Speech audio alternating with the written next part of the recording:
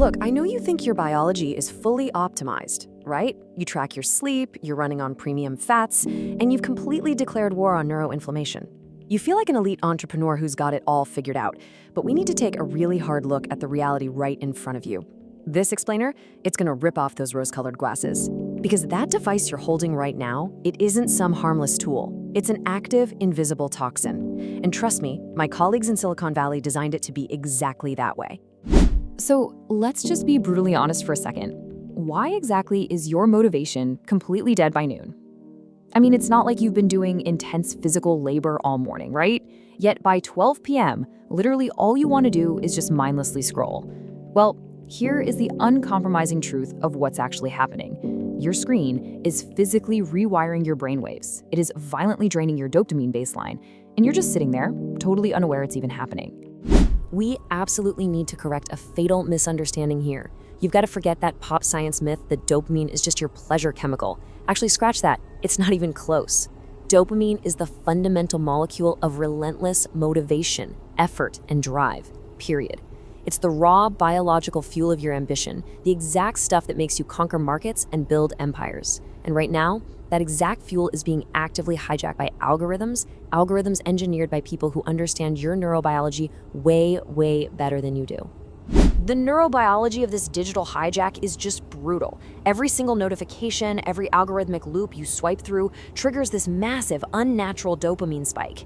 And it's deliberately engineered to keep you hooked like a slot machine. But you know, human biology is totally unforgiving. What goes up artificially must crash rapidly. So that massive spike inevitably forces your baseline to just plummet.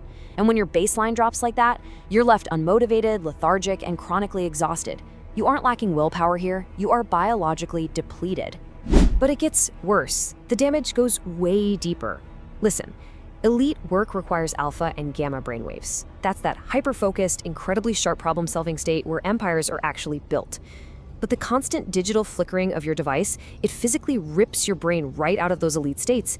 It literally forces your neurocircuitry into this glitchy, hyper-stressed, high-beta anxiety. Or even worse, this passive zombie-like trance, where all you do is sit there and consume.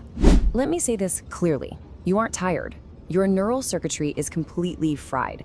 That heavy, brain-fogged exhaustion you feel right in the middle of the afternoon, that's a direct physical symptom of digital hyperstimulation.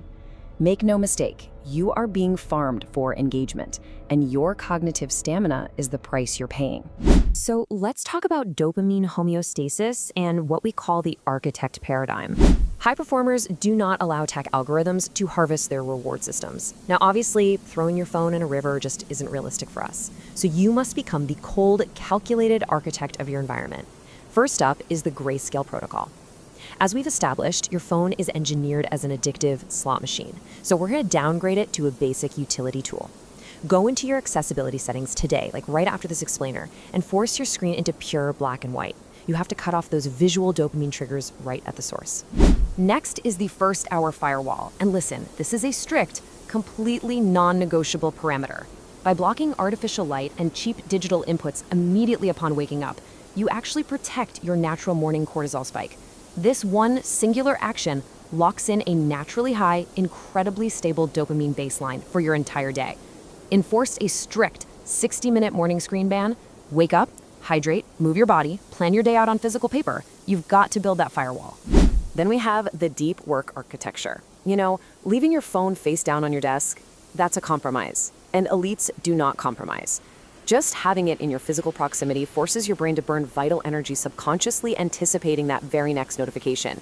So to lock into deep, uninterrupted alpha waves, that device must be removed from the room entirely. Literally put it in another room.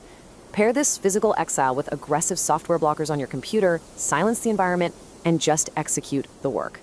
If you deploy these protocols, you will build an impenetrable digital armor. Your daytime focus is going to become as sharp as a scalpel.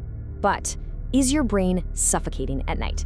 Because truthfully, all of this daytime optimization we just talked about, it will be violently destroyed if you commit one fatal mistake in the dark. While you sleep, you might literally be suffocating your own brain. You might be actively blocking it from flushing out the day's toxic metabolic waste, which just leaves you completely vulnerable to a full cognitive breakdown. In our next explainer, we are going to expose these silent nighttime killers and unveil the glymphatic protocol. But until then, really ask yourself, is your bedroom a true biological sanctuary or is it a neurobiological trap?